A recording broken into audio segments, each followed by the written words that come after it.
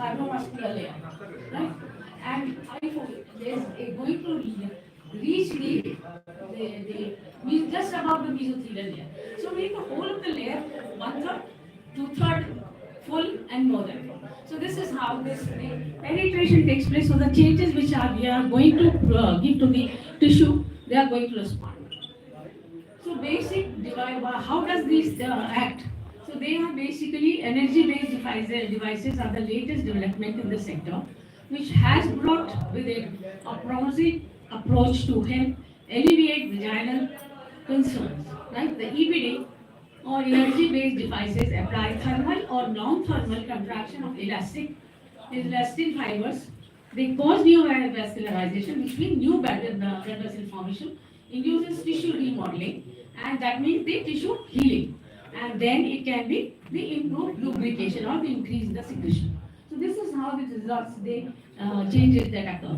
The use of energy-based devices to vaginal tissue addresses genitourinary symptom. I mean, this is all has been indication which has been said. The two types of lasers are being commonly used. One is CO2 laser and another is the ER laser. But ER laser is more preferred, and the vaginal tightening for the laser that is being applied is basically, we all know it is a non-surgical. Then this is used for vaginal rejuvenation treatment using strong ablative and thermal effect of the CO2 laser or ER laser. It reconstructs the lax skin and generates the damaged tissue of the vaginal tissue. Then provides significant relief for women with post-childbirth loss of sensation and those suffering from stress incontinence. So this is basically how it works, and this is a diagram which shows that the thing is being put inside the vagina. So there's a vaginal probe, right?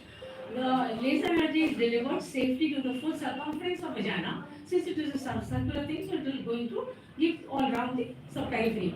Vaginal mucosa results in shrinking, remodeling, and strengthening the spot. The supported ligament. The basic advantages of all we know is that it is a non-invasive and very safe, been used for quite a long time. The increased sexual gratification to both occurs, reduction in stress, SUI, no surgery, anesthesia or pain, and for downtime. The moment you start, the patient starts having improvement in symptoms, because in the surgery, it's a time which is post-operative for the healing to occur, but here the healing starts very, so the symptoms will start disappearing very early. The disadvantage basically is that it may require 3 to 4 settings, and 3 settings, 3 to 4 to 5 weeks apart. So there are multiple settings may be required, that is different, but it is cost effective and it's gives a better experience than the surgery.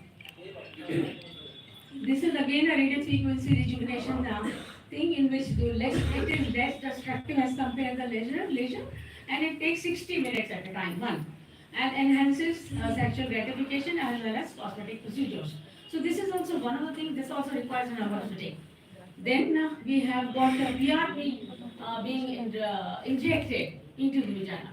So I don't want to go into the details of how does it act. We all know PRP has got stem cells, and the stem cells will result in a proper remodeling of the tissue.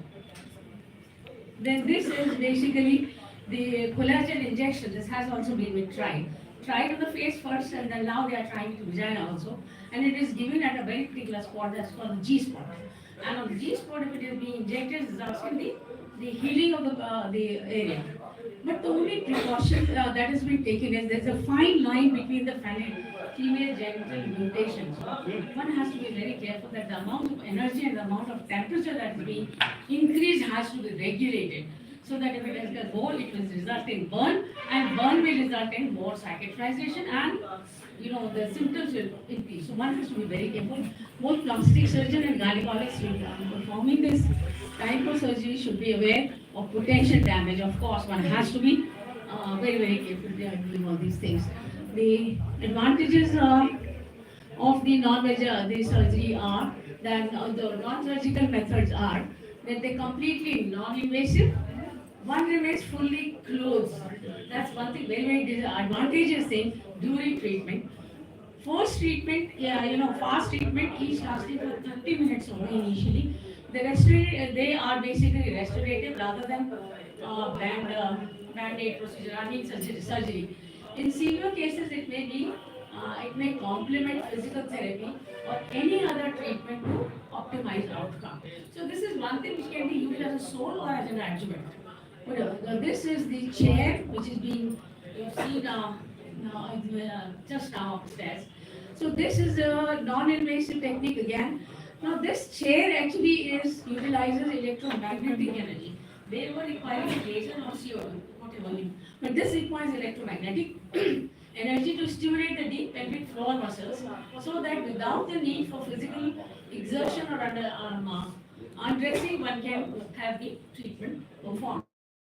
There is a targeted stimulation. You don't with surgery. You don't know so many times or what is the time, the extension of the section. But here you have a point, so you deliver precisely at that point. So this is a targeted stimulation that takes place with the children.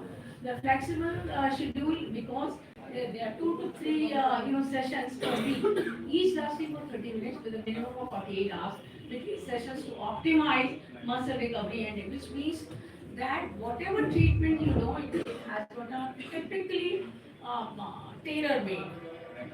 So the other advantage of this is it is multiple protocols are available, so that again you can individualize what is the protocol the person is needing. Sometimes the person may need for the perineal skin movement or vaginal skin movement. Some will need perineal muscle.